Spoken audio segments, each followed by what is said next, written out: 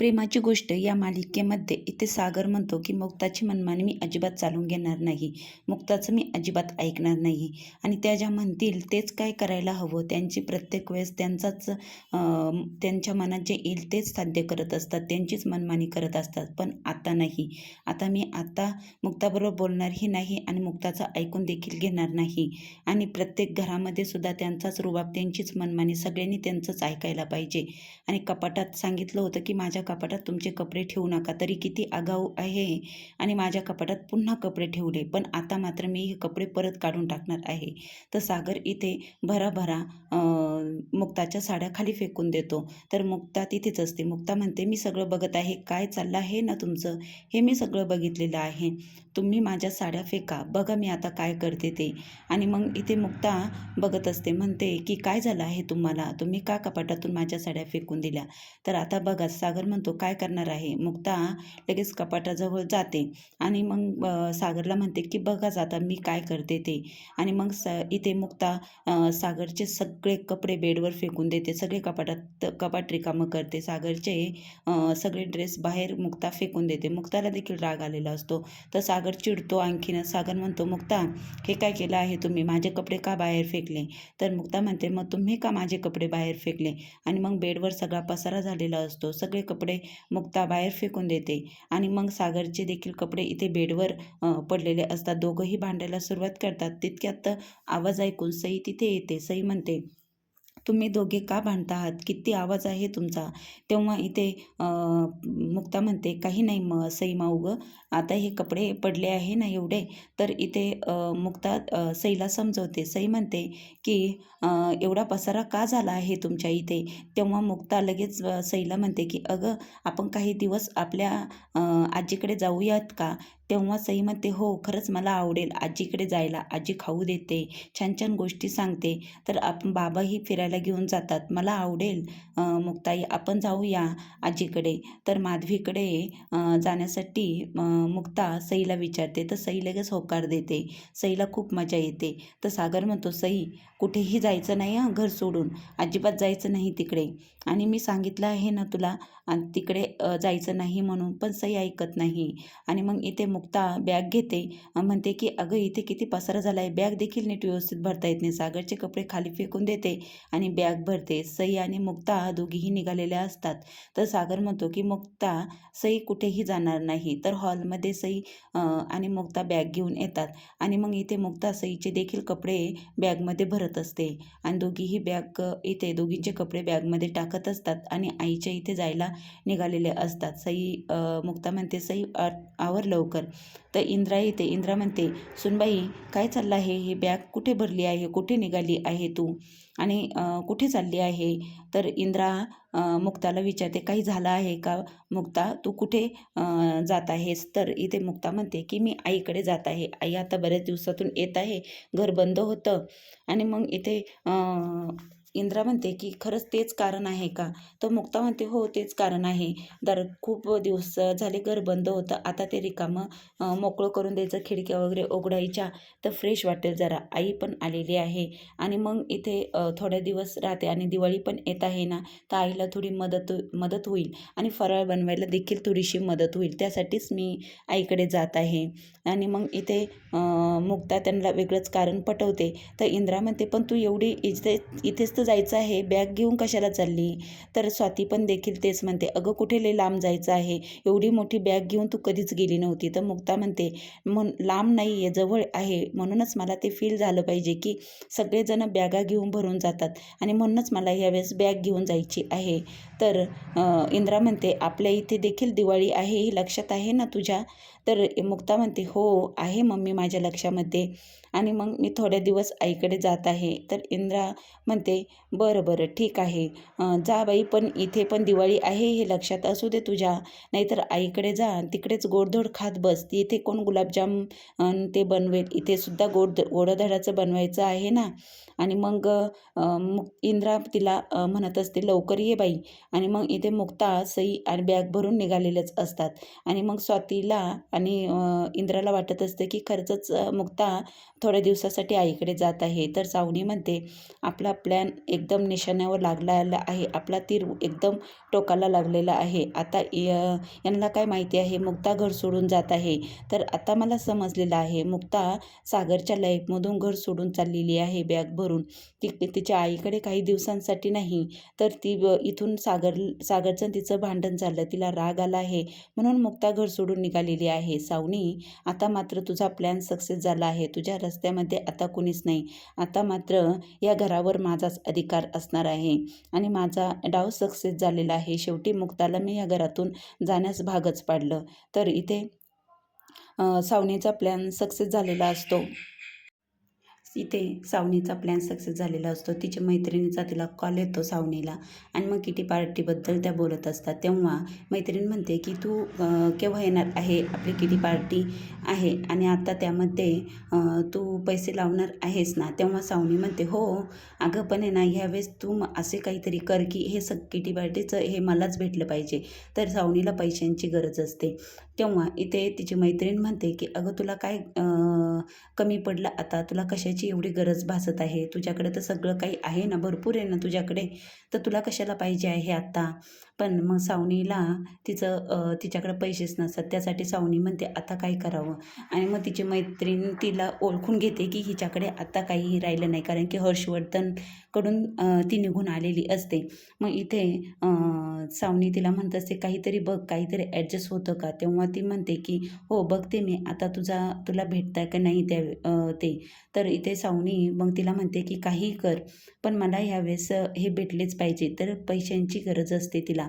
मग सावनी म्हणते अगं, तसं काही नाही माझ्याकडे, तसं मला गरज नाही आहे, पण पाहिजे आहे मला ह्यावेळेस, मला भेटलं तर खूपच चांगलं आहे. तेव्हा तिची मैत्रीण म्हणते की ठीक आहे ठीक आहे, बघते मी काय होतं आहे का, ते काहीतरी ॲडजस्टमेंट होत आहे का.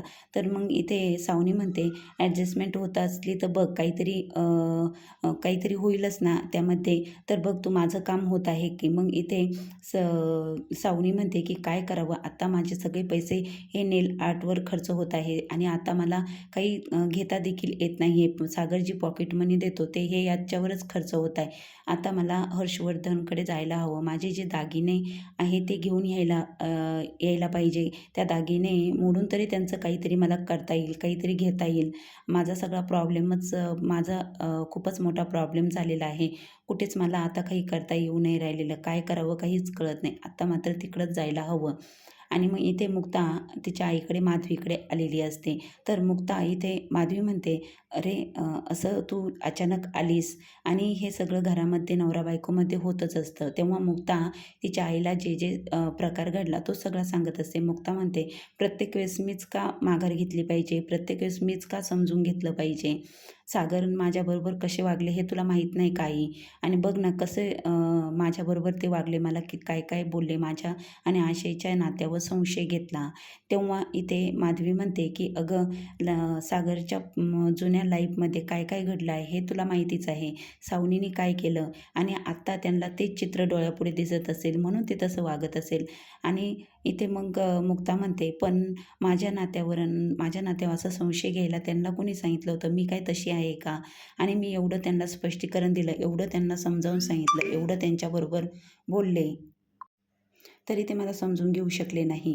मग माधवी इथे मुक्ताला चांगल्या प्रकारे समजून सांगते, अरे असं नसतं करायचं. मुक्ता म्हणते आई, आता मात्र मी ऐकून घेणार नाही. आता मात्र सागरने हद्द पार केलेली आहे आणि तुला तर माहितीच आहे ना, आशय हा माझा बालपणीचा मित्र आहे आणि त्याला मिठी मारली म्हणून काय झालं.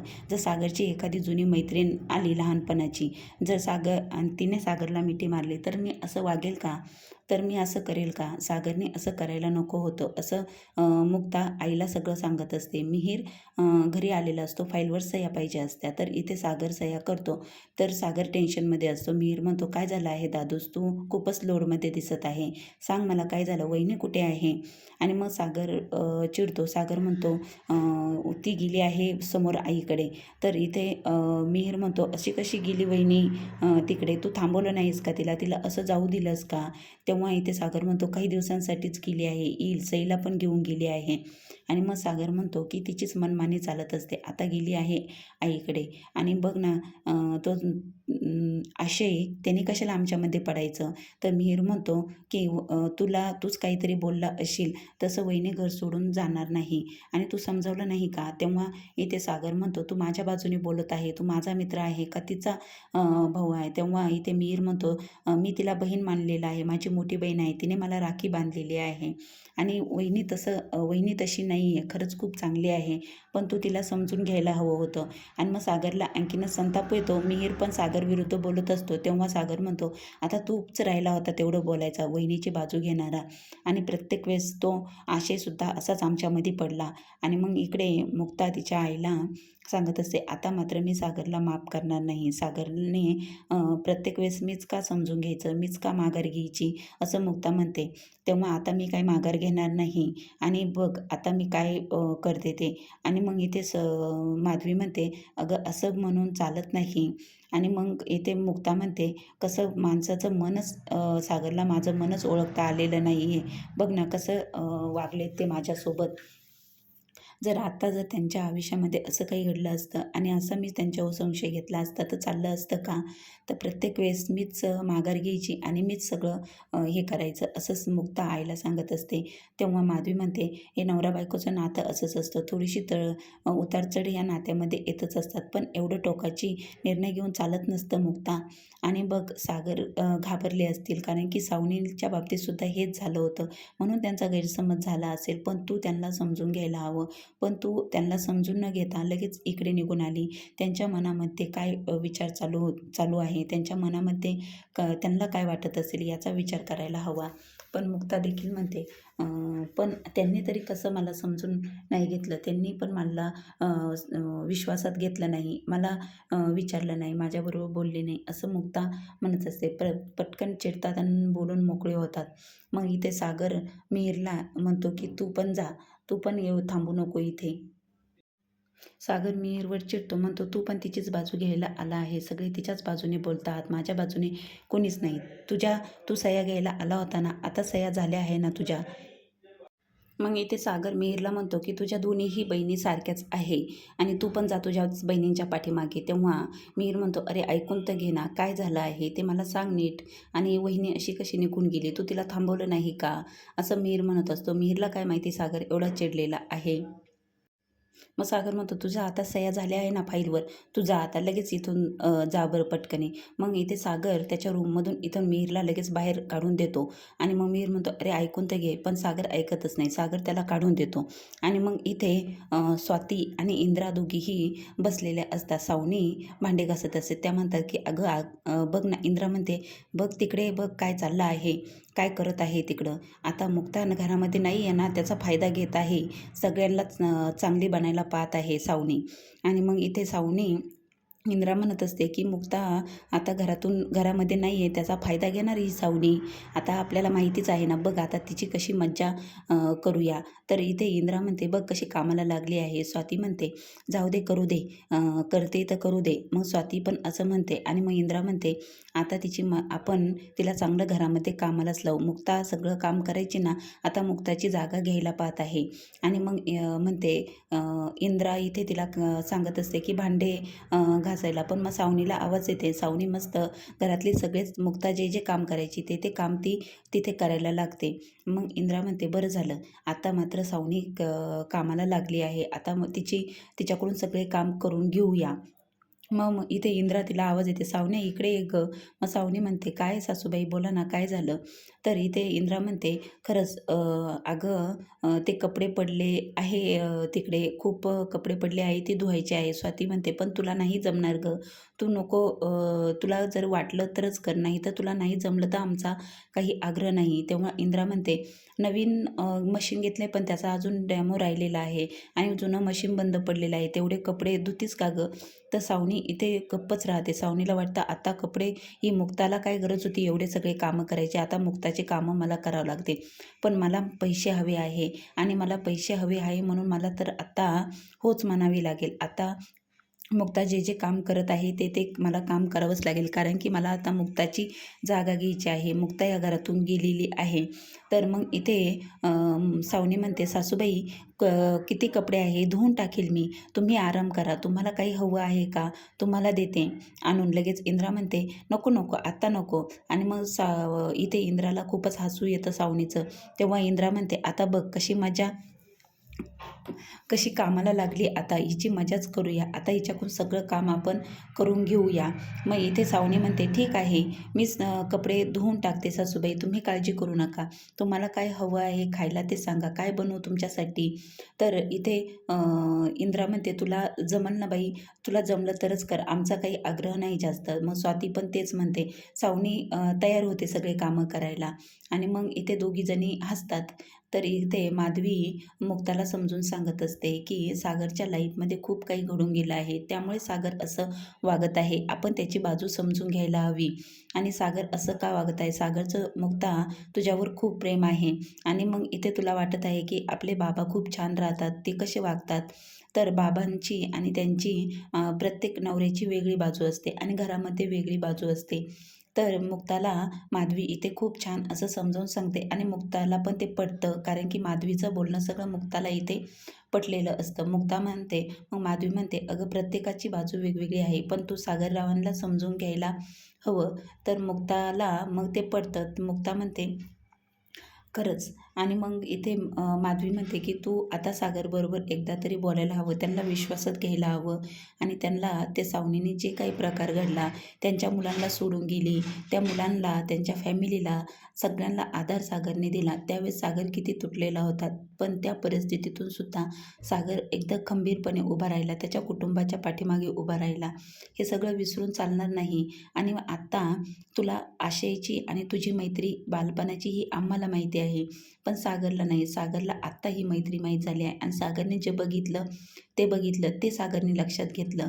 त्यामुळे तू आता मात्र जास्त हे करू नको, ताणतणाव करू नको, सागरबरोबर बोल. आणि मग इथे मुक्ताला ते पटतं. माधवीच्या मांडीवर डोकं ठेवते, म्हणते, अगं आई तू किती ग्रेट आहे, पण तुझी ही वेडी मुलगी आहे. आणि मग इथे मुक्ताला पटतं आणि मुक्ता म्हणते, ठीक आहे. आणि मग इथे माधवीने मुक्ताला अगदी छान प्रकारे समजून सांगितलं आणि सागरमधला आणि मुक्तामधले गैरसमज दूर करत त्यांना पुन्हा एकत्र येण्यासाठी तयार केलेलं आहे. मग इथे मुक्ता आता पुढील भागामध्ये मुक्ता घरी आलेली असते आणि मग मुक्ता म्हणते, बालपणीच्या मैत्रिणीला तुम्ही मिठी मारली. मग तेच डाव सागरचे पुन्हा शब्दामध्ये पकडते आणि आता सागर आणि मुक्ता एकत्र येतील का, सावनी सागरला मुक्तापासून दूर करील का, असेच नवनवीन एपिसोड बघण्यासाठी चॅनलला लाईक आणि सबस्क्राईब करा. आता पुढील भागामध्ये मुक्ता आणि सागर पुन्हा एकत्र येणार आहे. सावनीचा प्लॅन आता फेल होईल का, हे पुढील भागामध्ये बघण्यासारखं आहे. एकदम मनोरंजन भाग आहे आणि पुढील भागामध्ये खूप छान असे ट्विस्ट आहे, तर बघायला विसरू नका.